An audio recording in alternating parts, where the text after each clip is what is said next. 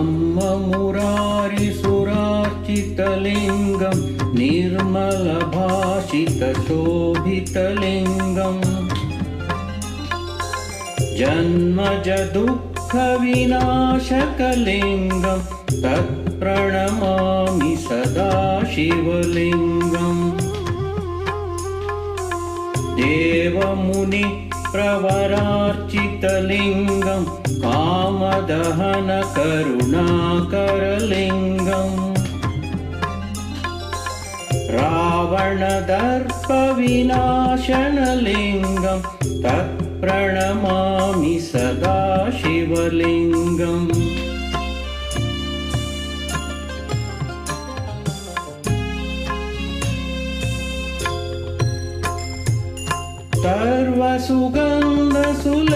सर्वसुगन्धसुलेपितलिङ्गं बुद्धिविवर्धनकारणलिङ्गं सिद्धसुरासुरवन्दितलिङ्गं तत्प्रणमामि सदा शिवलिङ्गं कनकमहामणिभूषितलिङ्गं फणिपतिवेष्टितशोभितलिङ्गम्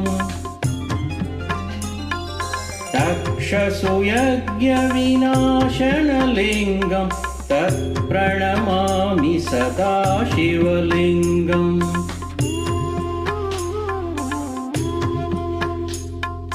कुङ्कुमचन्दनलेपितलिङ्गं पङ्कजहारसुशोभितलिङ्गं चितपापविनाशनलिङ्गं तत्प्रणमामि सदा शिवलिङ्गम्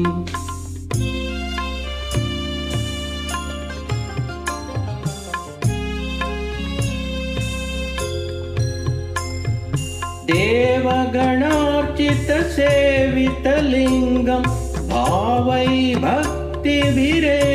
च लिङ्गं दिनकरकोटिप्रभाकरलिङ्गं तत्प्रणमामि सदा शिवलिङ्गम् अष्टदलोपरिवेष्टितलिङ्गं सर्वसमुद्भवकारणलिङ्गम्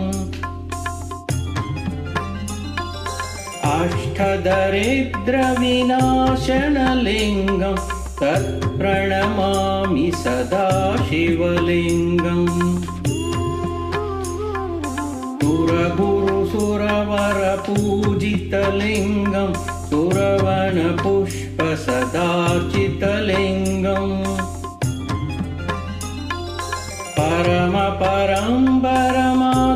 परमात्मकलिङ्गं तत्प्रणमामि सदा शिवलिङ्गम्